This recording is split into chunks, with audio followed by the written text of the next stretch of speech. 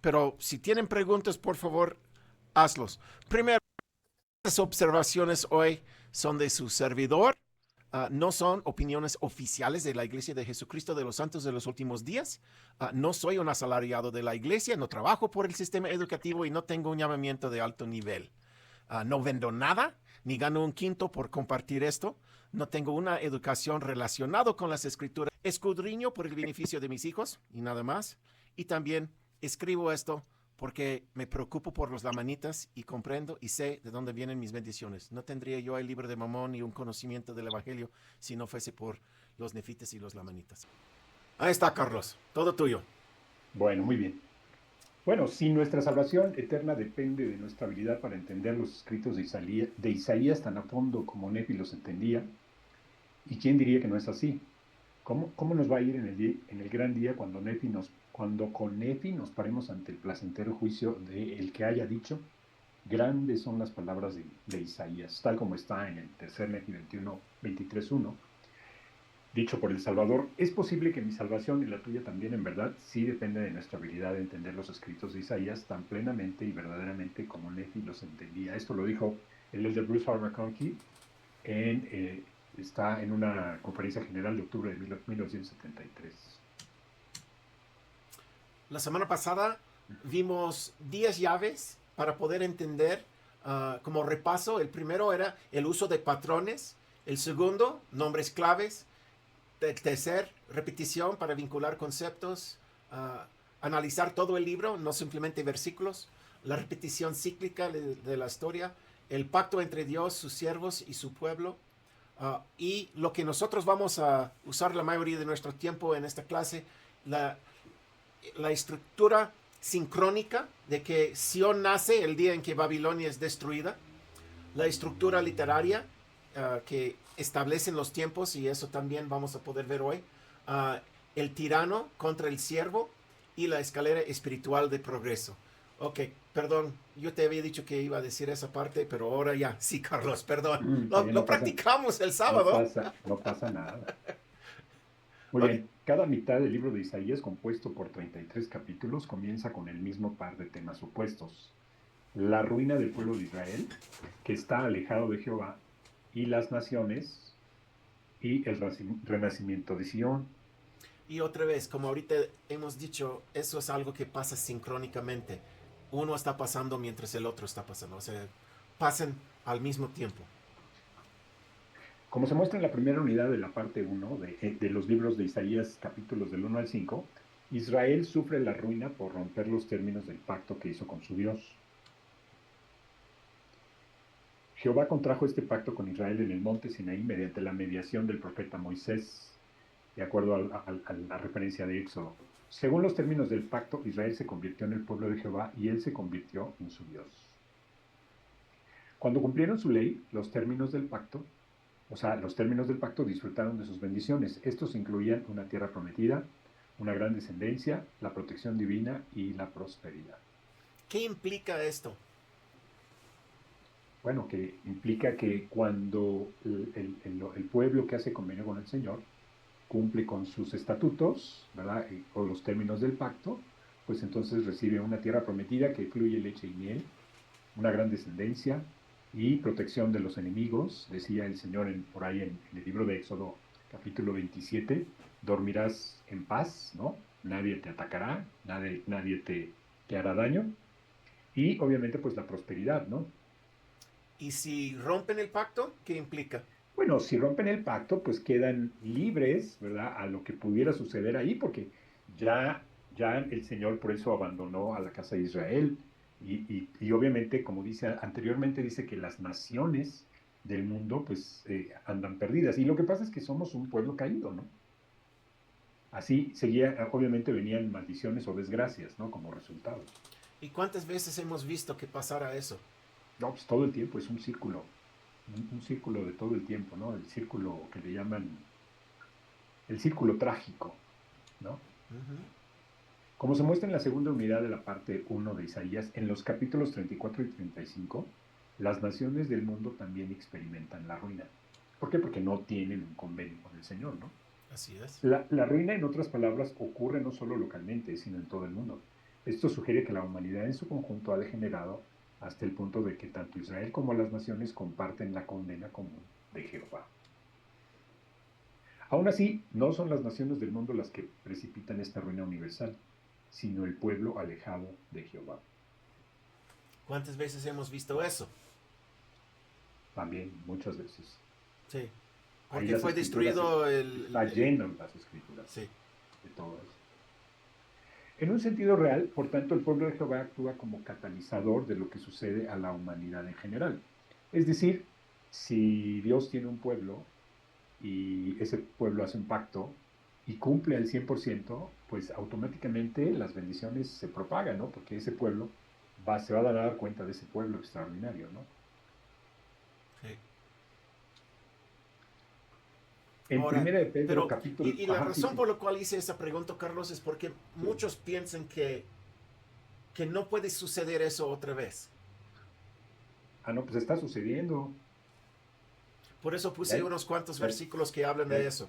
ya está sucediendo. Aquí en Primera de Pedro 4 dice, porque es tiempo de que el juicio comience por la familia de Dios, y si comienza por nosotros, ¿cómo será el fin de los que se rebelen contra el Evangelio de Dios? En el versículo 18 dice, si el justo a duras penas se salva, ¿cómo quedarán el impío y el pecador? ¿No? Ujú. O sea, lo que estamos aquí hablando, cuando dice ahí la presentación, el catalizador, o sea, si nosotros empezamos a abandonar esos convenios, empezamos a flaquear, a perder la espiritualidad, pues obviamente todo eso se muestra, ¿no? Ahora sí que se cataliza y se manifiesta en el mundo, ¿no? Porque obviamente no existirán esas bendiciones, sí, ¿cómo diría? Significativas, ¿no? Por eso aquí esta de primero de Pedro es fantástica, porque dice, oye, si a los que hicimos convenio con el Señor apenas si nos salvamos, ¿no? ¿Cómo quedan los demás?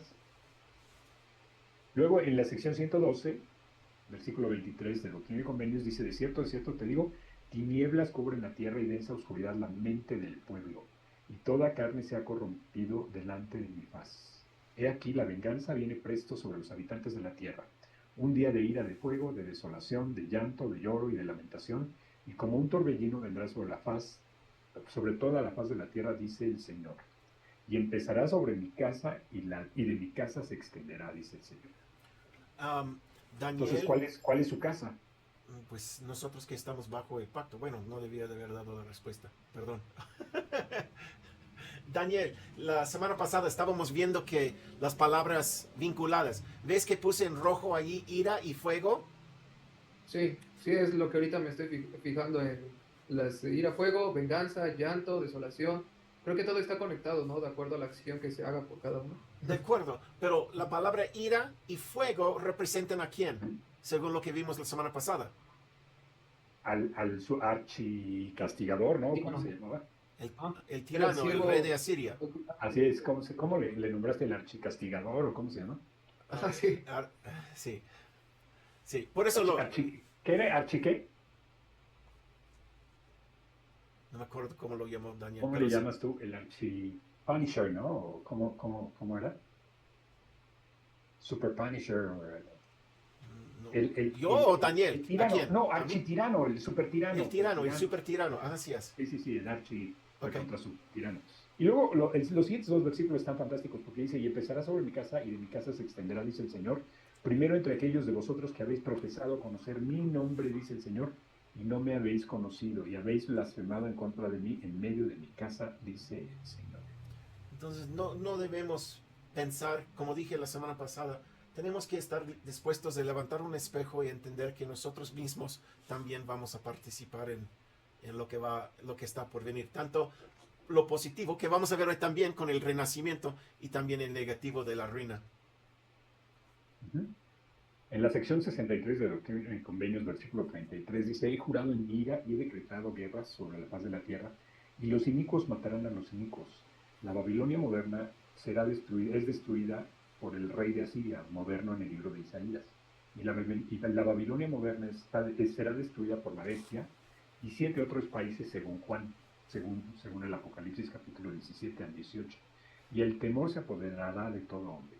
En el versículo 34 dice, siguiendo, y también los santos apenas escaparán. Sin embargo, Yo, el Señor, estoy con ellos y descenderé en el cielo de la presencia de mi Padre y a los malvados los consumiré con fuego inextinguible. El Amán.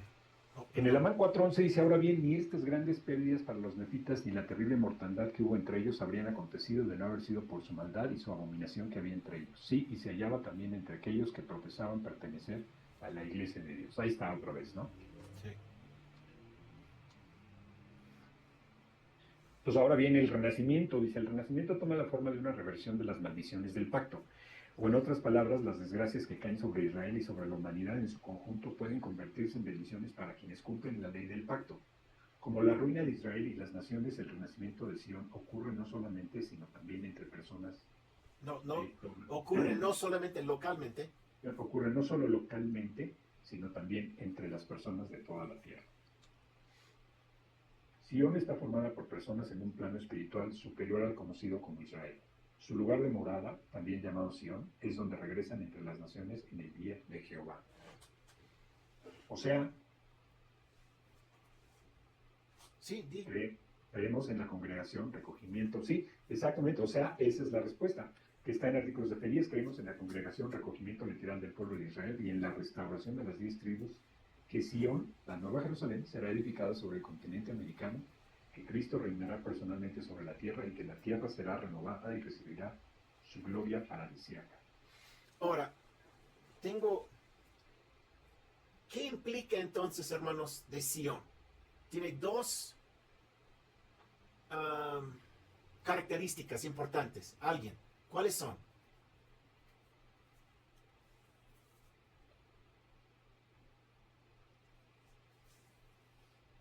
No todos. Sí, ¿verdad? Pues la pregunta otra.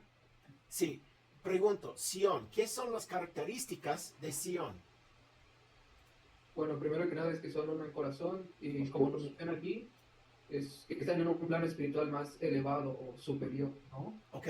Entonces Muy eso bien. es su manera de portarse, pero ¿qué es lo que también vemos aquí en el artículo 10, el artículo fe de, número 10? La restauración de las 10 tribus, ¿no? Sí, pero la palabra que estoy enfocando es esta. Sí, el recogimiento literal, exacto, es de Israel, y ese recogimiento es la restauración de las 10 tribus, ¿no? Ok, pero estoy buscando otra palabra específica. Esa es como una clave. ¿Te refieres no. al recogimiento? Bueno, obviamente nadie puede entrar en mí tristemente, pero lo que estoy pensando es que, como dijo Daniel, sí, es verdad, Daniel, no quieres entrar en mi cabeza, pero estamos dispuestos de aceptar que Sion es un estilo de vida, características humanas, ¿no? Tienen un estilo de vida que les suben arriba de las personas normales, pero también lo que dice allí al principio de artículo de fe número 10, creemos en el recogimiento literal del pueblo de Israel. ¿Qué implica eso?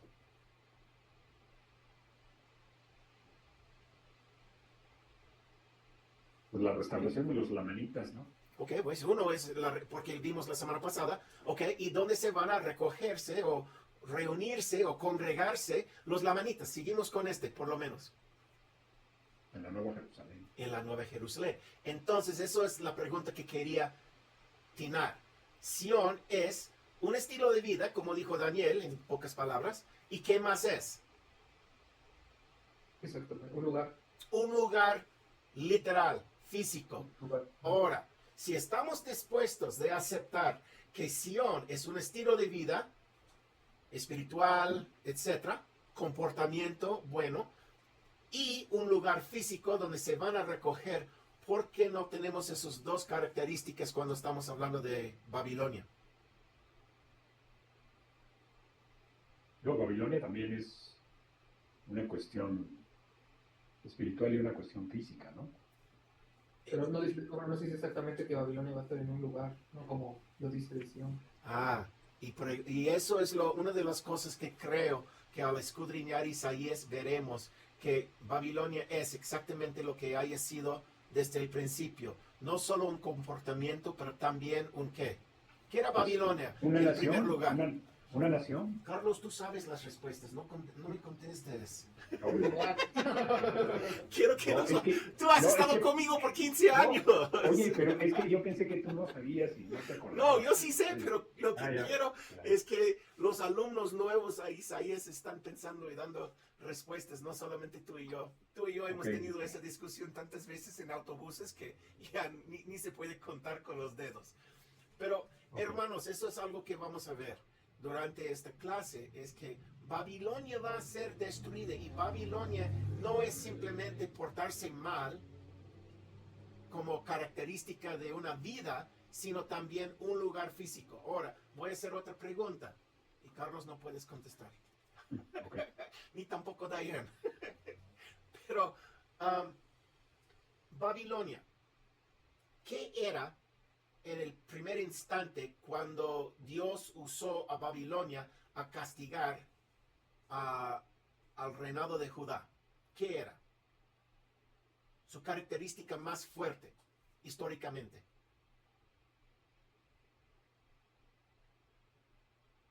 Bueno, era una nación poderosa que tenía, yo imagino que tenía ejércitos, ¿no? O sea, tenía mucho poder militar, entre otras cosas más, ¿no? Ok. Pero principalmente. ¿Y qué es la palabra que usamos para Una identificar un país que tiene un montón de poder militar, Daniel? Pues, como le dijo Carlos, potencia es Un superpotencia, ¿ok? Un imperio. Un imperio. un imperio. Bueno, es que era el imperio babilónico. Así es. Entonces, lo que quiero es que cuando vayamos viendo lo que va a suceder aquí en el libro de Isaías, cuando tiene que ver con esa destrucción, tenemos que ver que Babilonia sigue siendo igual a lo que era en la antigüedad. De hecho, Eric, si me permites hacer Sí, un ¿cómo no? paréntesis. Mira, de hecho, cuando los judíos fueron llevados cautivos a Babilonia, Ujú. después de 70 años, cuando el Señor permite que regresen a Jerusalén y a reconstruir el templo de Salomón, la mayoría se quedó en Babilonia.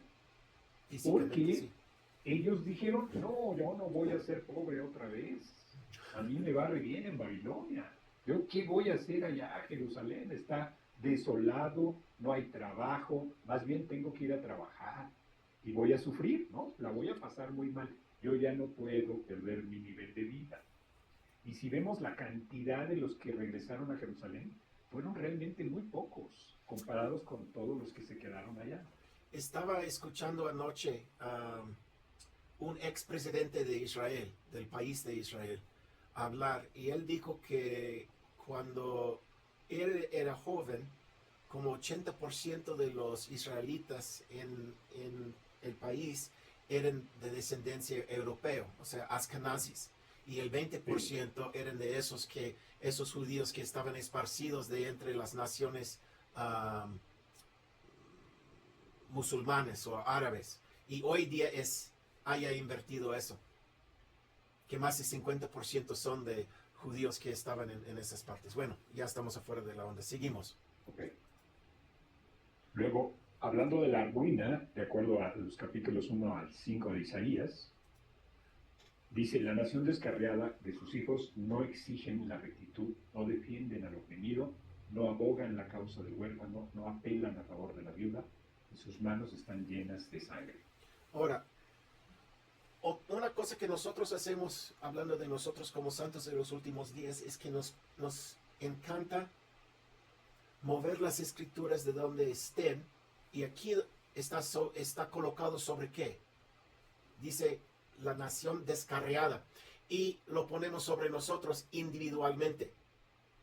Y decimos, pues, yo exijo la rectitud, yo defiendo al oprimido, yo abogo por la causa del huérfano, ¿no?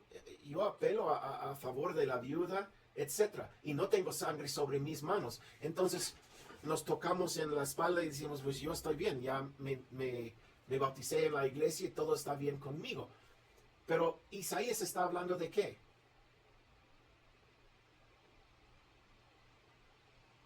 Pues habla de una nación entera, ¿no? Una nación entera. Ajá, exactamente. Y de varias personas. Sí. Los gobernantes del pueblo de Jehová persiguen pagos y recompensas personales. O sea, Eso no es decir, sorpresa para ningún mexicano, ¿verdad? no, para nada.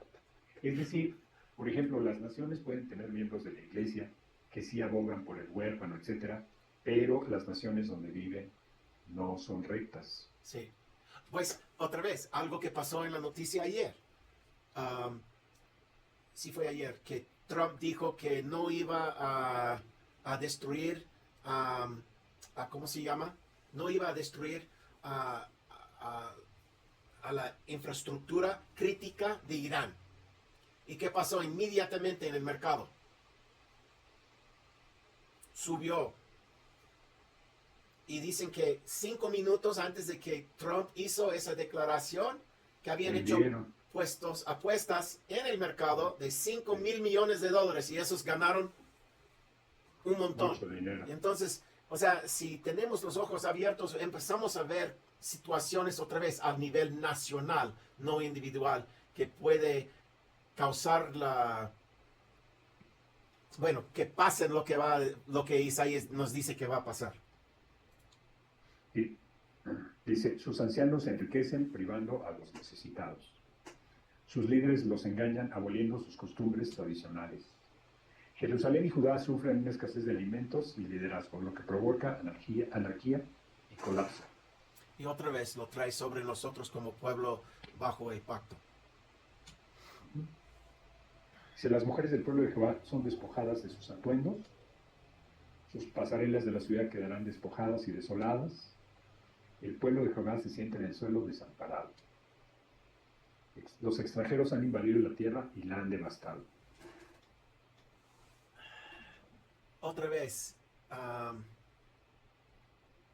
nosotros, hablando de las naciones de Canadá, los Estados Unidos y México, no creo que hemos sido invadidos por extranjeros en muchos años. Y creo que muchos de nosotros pensamos que todo lo mal va a seguir pasando allá en el Medio Oriente. Pero otra vez estamos viendo que Babilonia va a ser destruida y es una nación descarriada. Pero, y debía de haber, empezamos en los primeros 2 versículos diciendo quiénes forman parte de esa nación descarriada. Lo vimos la semana pasada en versículos 2 y 3. El pueblo del Señor. Sí. A ver, ¿se acuerdan lo que decía en versículos 2 y 3? He educado hijos, pero se han rebelado en contra de mí, el buey y el asno, mi gente e Israel, todos están atados juntos. Y brincamos a versículo 4 y dice la nación descarriada. Entonces la nación descarriada está hecho por ¿quiénes? Por sus habitantes. Pero ¿por quiénes específicamente? A ver. Por el pueblo del Señor. Así es. O sea, por aquellos que, por el pueblo del Señor que no siguen al Señor, ¿verdad? Así es, pero que dicen que sí, ¿no? Ajá. Ajá. Ok. Con sus y honra. Es correcto, sí. Las montañas tiemblan y los cadáveres del pueblo yacen como basura por las calles. Líbano y Basán, montañas y colinas, torres y barcos son abatidos. ¿Será cierto? La tierra yace en ruinas, sus ciudades ardiendo con fuego. Ismael hizo esta pregunta la semana pasada. Ahí está el architirano. Sí. El fuego. Sí, aquí es importante las palabras clave, si las entendemos. Cuando entendemos las palabras clave y lees el libro de Isaías, dices, caray, se abre una ventana terrible de conocimiento. El viñedo de Jehová se ha convertido en una desolación cubierta de zarzas y espinas. Ok, otra explicación ahí. Bueno, como dices, Carlos, fuego es una palabra vinculada con el rey de Asiria. Pero como hizo la pregunta la semana pasada, Ismael, ¿será fuego real que quema todo el mundo en un día? Pues ya, si están viendo las noticias, vemos que es posible, porque es lo que está pasando en Irán e Israel hoy día. Sí. Pero hoy otra día cosa. No ataca sino por medio de fuego. Sí. Y la última, donde dice, el viñedo de Jehová se ha convertido en una desolación, cubierta de zarzas y espinas. ¿Qué doble sentido? ¿Se acuerdan que uno de los 10 llaves es palabras claves? ¿Qué se suponen que son zarzas y espinas?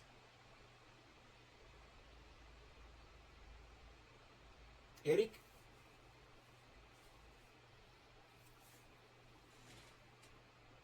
Sí, no sé qué puedan ser zarzas y espinas, pero sin duda que hace referencia a algo que lastima y que genera desequilibrio y que tiene que ver tal vez con el trigo y la cizaña. Ah, ok. Estás tinándolo. El trigo es algo que es es bueno y la espina no, ¿no? O sea, todas las cosas que vamos a ver aquí adentro del libro de Isaías representan a algo o alguien o algunos. Entonces, zarzas y espinas producen fruto. ¿Qué es el propósito de la vida? Producir Fruto. buenos frutos. Zarzas Correcto. y espinas producen fruto. No, no, no, no. Es al Entonces, contrario. es una representación de personas también. O sea, sí, primero hay que verlo literal.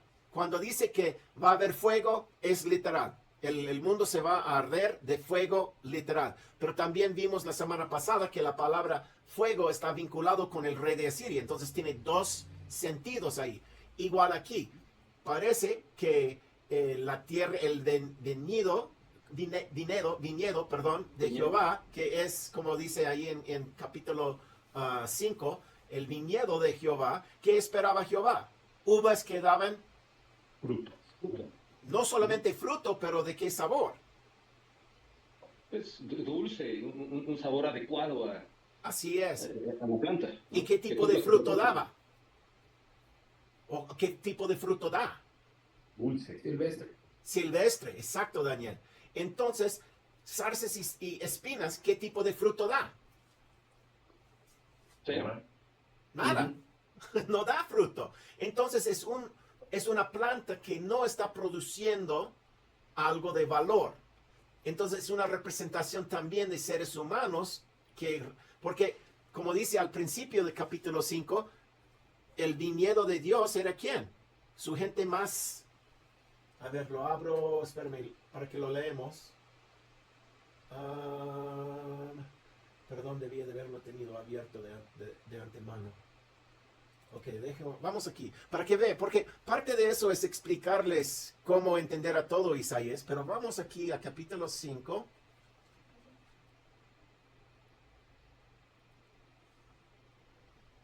Vamos, acerca.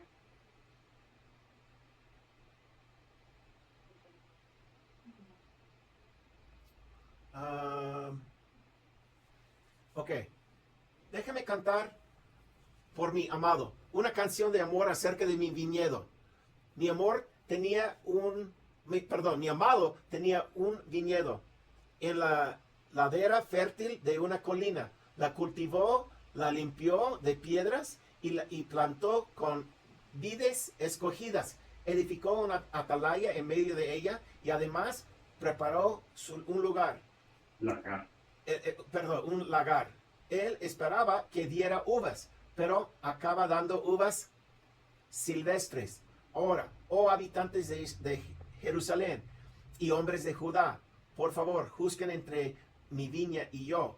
¿Qué más se podría haber hecho por mi viña que yo no lo haya hecho? Cuando yo esperaba que diera uvas, ¿por qué dio uvas silvestres? Déjame informarles lo que haré a mi viña. Lo quitaré de su seto vino vivo y será quemado. Otra vez, ahorita vimos eso con fuego, ¿no? Lo haré una desolación y no será poblado ni cavado, sino podado ni cavado, sino le crecerán espinos y cardos. Además, proveeré, pero estoy buscando donde dice que quiénes son.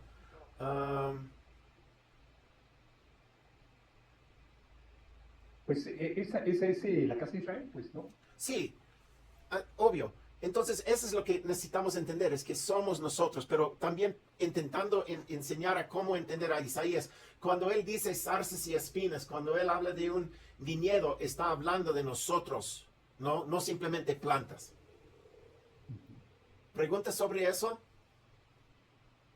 Yo tengo una pregunta, toda vez que no estuve conectado en la clase anterior, y tiene que ver con el fuego. Y mencionaron que hace referencia también al rey de Asiria, ¿correcto? Sí. ¿Podrían resumirme un poquito sobre el tema, por favor? Con gusto, Eric. Vamos aquí a capítulo 10 y verás que una manera por la cual habla Isaías es por medio de vincular palabras. Después de que haya vinculado una palabra, Eric, Isaías, adentro de Isaías y en muchos otros lugares en las Escrituras, verás que esa palabra vinculado tiene el mismo sentido. Entonces vamos empezando, aquí estamos en Isaías 10, versículo 4. No les quedará más remedio que bueno, vamos desde el principio. Alguien, Eric, ¿lo puedes leer? Porque tú hablas mejor el español que tu servidor. Gracias, solamente estoy en el cel y no logro ver. Ok, ya vi. Hay de los que dictan leyes injustas y publican legislación opresiva, negando equidad a los necesitados, privando a los pobres de mi pueblo de sus derechos, haciendo botín de las viudas y meros despojos de los huérfanos. ¿Qué van a hacer el día de ajustar cuentas cuando el holocausto les alcance desde lejos? ¿A quién huirán en busca de ayuda? ¿En dónde dejarán sus riquezas? No les quedará más remedio que arrodillarse entre los cautivos o caer entre los masacrados. A pesar de todo esto, su ira no se ha aplacado, su mano aún sigue levantada, aclama a Sirio, vara de mi ira. Ok, paramos ahí por un rato y verás que aquí ¿quién va a hacer todo eso? Bueno, primero estamos hablando de la misma nación descarriada, ¿no? Donde los líderes del pueblo están más preocupados por botín que las viudas y huérfanos, ¿ok? ¿Qué implica viudas y huérfanos? ¿Qué es, perdona mi manera de preguntar eso, pero qué es la manera más eficaz de fabricar viudas y huérfanos en el mundo? Yo sé que esta pregunta no tiene sentido, pero piénsalo. ¿Qué es la forma más eficaz de hacer viudas y huérfanos en el mundo? Las guerras, por ejemplo. Ahí está. Ok, y vimos en capítulo 1 que un problema con la nación descarriada es que tienen manos llenas de sangre. Ahora, entonces, ¿quién va a destruir a esa nación descarriada? En el libro de Isaías es el rey de Asiria. Aquí dice aclama el asirio, o sea, los ejércitos de él. Pero verás que está vinculado con la palabra asirio, la palabra ira. ¿Qué más? Mano y vara. Vara. Y seguimos, él, o sea, el asirio, es un bastón. Mi furor en su mano. Lo voy a comisionar, o sea, Dios está hablando y él va a comisionar al rey de Asiria o la nación de Asiria contra una nación impia, que es la misma nación descarriada que está en versículo 4 de capítulo 1.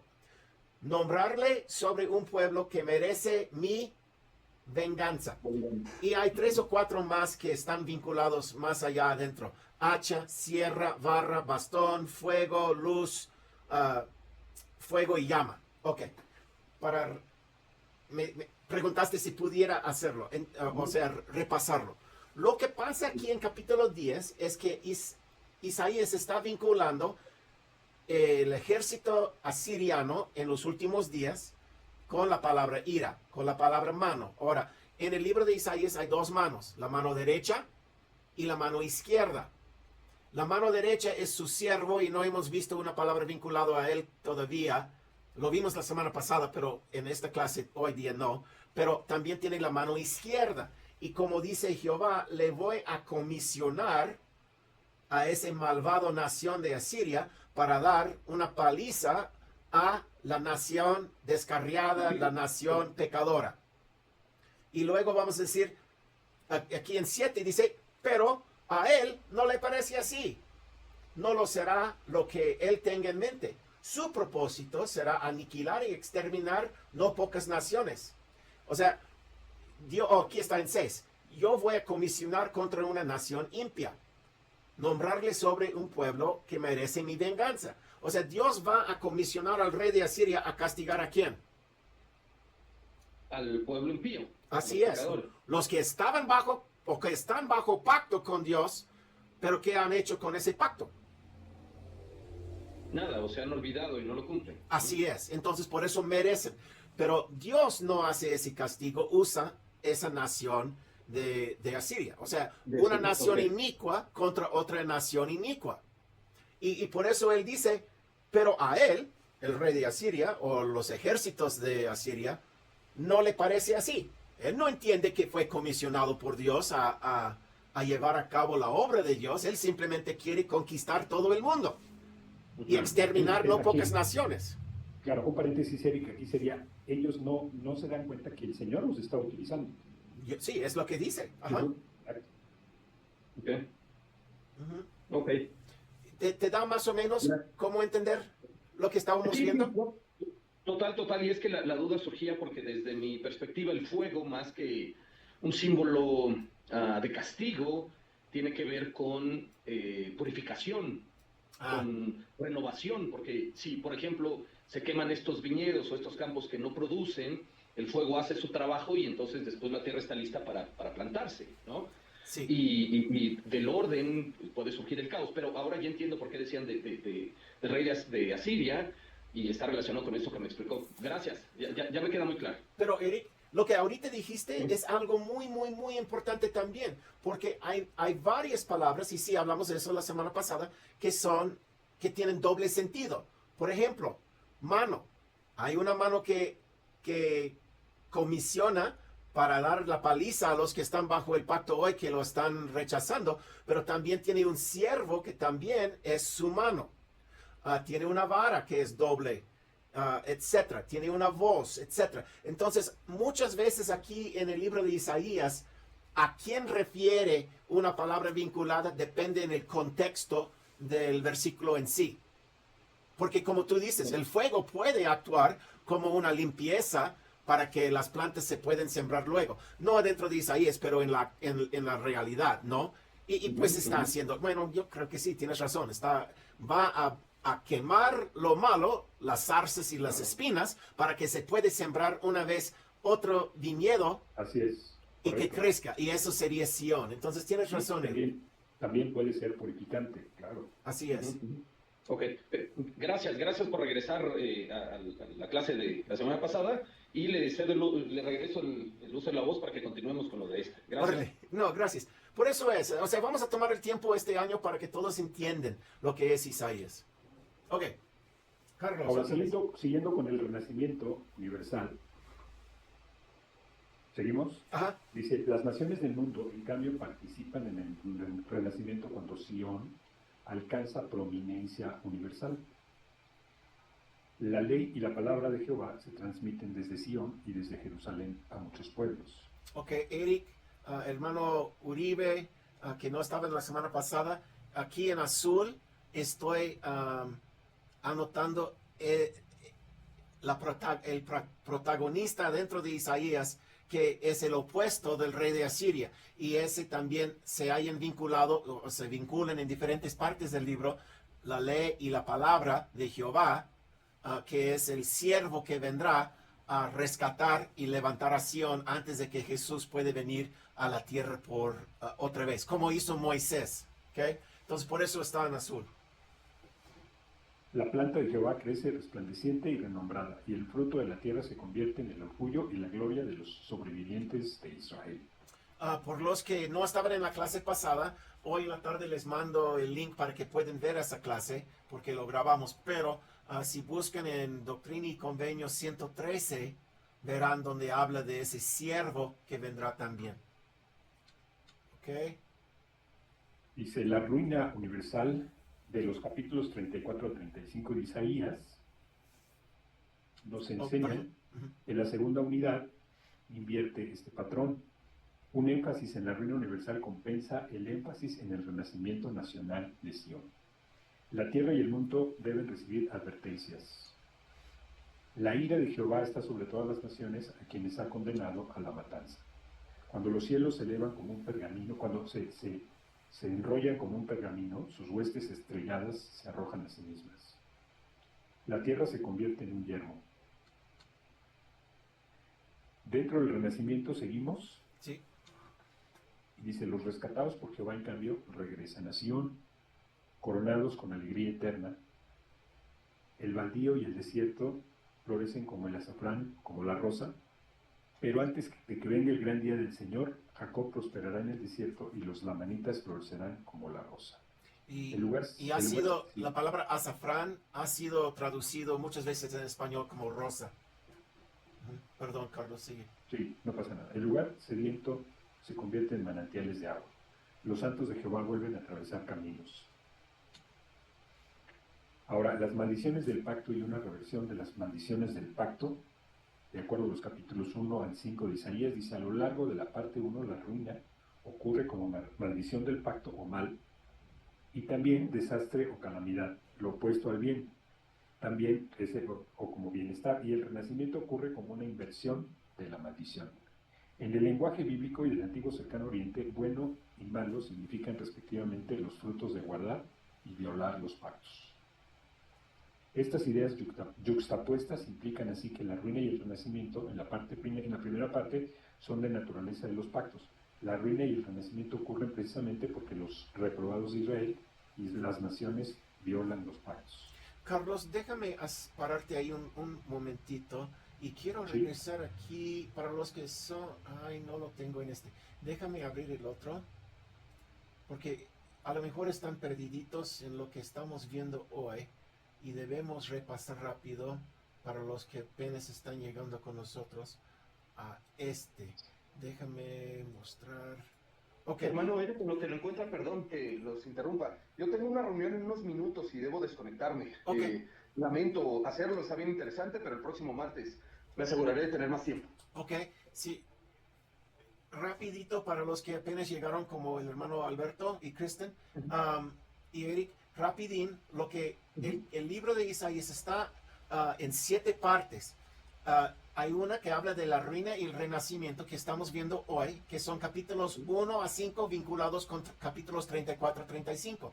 Y luego la rebelión y la obediencia, que son capítulos 6 a 8 con 36 a 40. Y luego el castigo y la liberación, la humillación y la exaltación, el sufrimiento y la salvación. Otra vez, todas esas son cosas que son sincrónicas. La deslealtad con la lealtad y la desheredación con la heredación.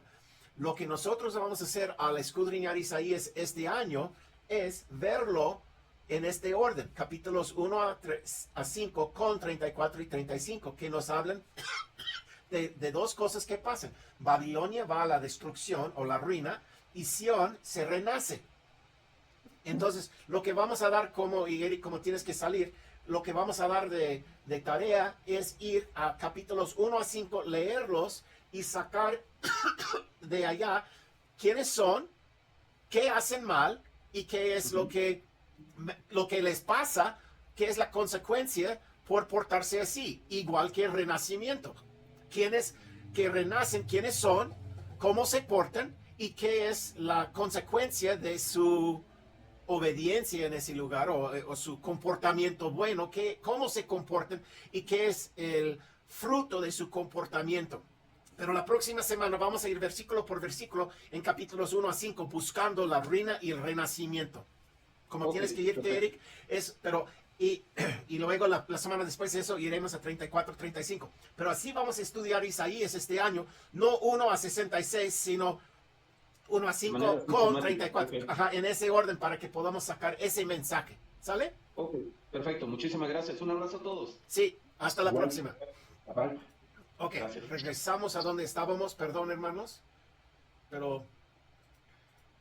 Entonces, hermano Eric, preguntas rápido. Tenemos leer el 1 al 5 para la siguiente clase. Sí, y voy a darles... bueno, ya que estamos en eso, déjame mostrarles lo que voy a mandar hoy. ¿Dónde está? ¿Dónde está? ¿Dónde está? Demasiadas pantallas y...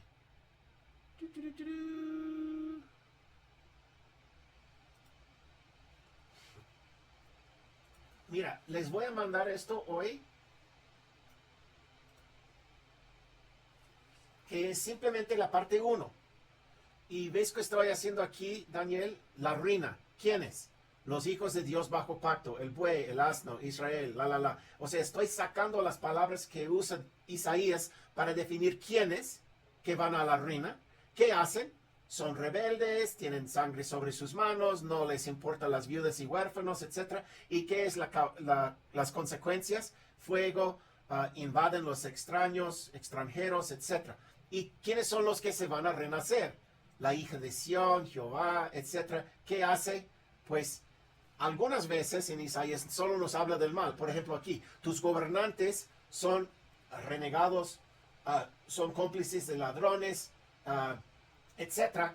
Y cuando explica lo que está haciendo en la parte mala, podamos invertirlo y saber que si somos parte de Sión, entonces nuestros gobernantes no son renegados, no son cómplices de ladrones, de común acuerdo no aman el soborno, etcétera, ¿no?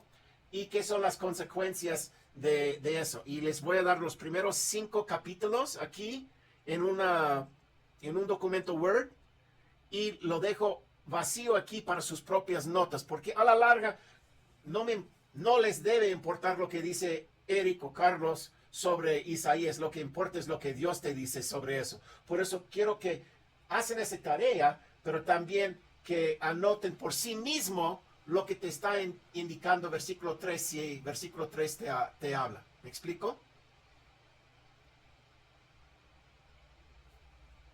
Sí, sí. ¿Sí? Explícame. Ok, y eso es lo que les voy a mandar. Bueno, no creo que haya mucho más sobre esta clase. Carlos, si quieres.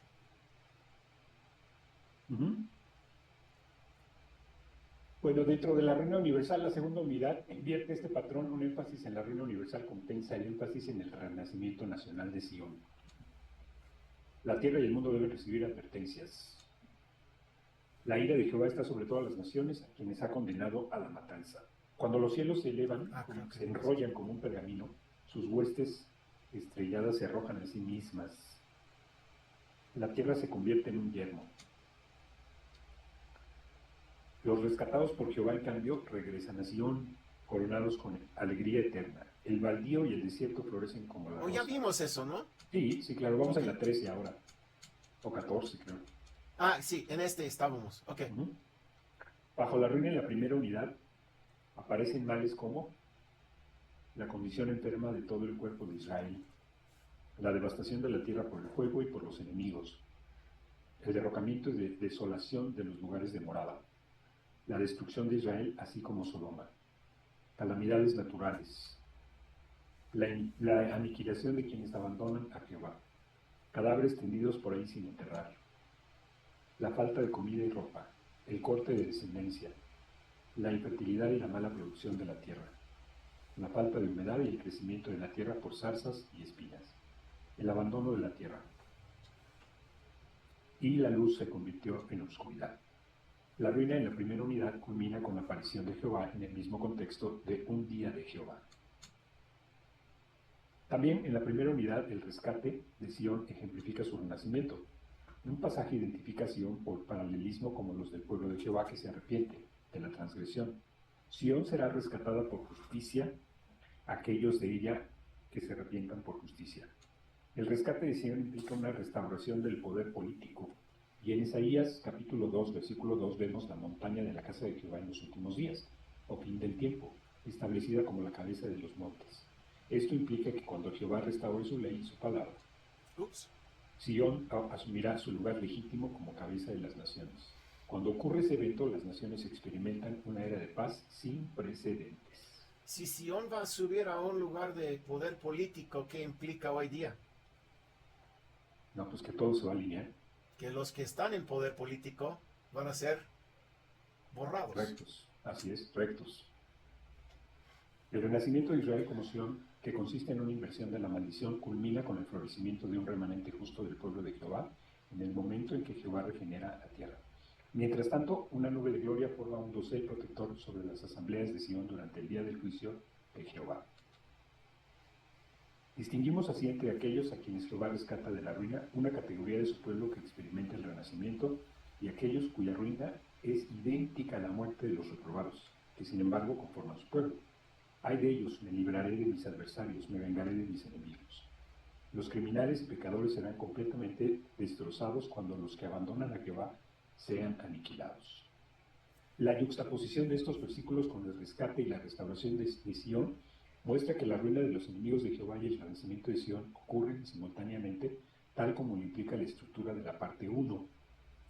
Bueno, hemos Como, llegado. o como explicabas en Isaías 10, ¿no? Ujú. Sí, Porque Isaías 10, el capítulo completo, te da todo el panorama completo. eso sí. O Eso sea, sí. ese capítulo, y también lo encontramos en el segundo Nefi, capítulo 20. Increíble, pero es que ese te está diciendo, mira, esto va a pasar. Así. Y cuando Y hoy, empezamos. y hoy estamos viendo las razones, claro, ¿no? Y hoy, más que nunca, estamos viendo que se están cumpliendo esas profecías, ¿no? Sí. Dice, la matanza de hombres y todas las naciones, destrucción catastrófica, cadáveres no enterrados, infertilidad en la tierra convirtiéndose en lava, azufre y brea, un páramo para siempre, un refugio de animales salvajes y aves rapaces. Ok, pues hemos usado 1 hora y media y solo quería ir 45 minutos y luego abrirlo por preguntas, pero como vieron, algunos tenían preguntas antes. Um, Voy a mandarles eso como PDF para que lo puedan ver, pero quiero abrirlo a preguntas porque quiero quedar adentro de un margen que es justo de tiempo.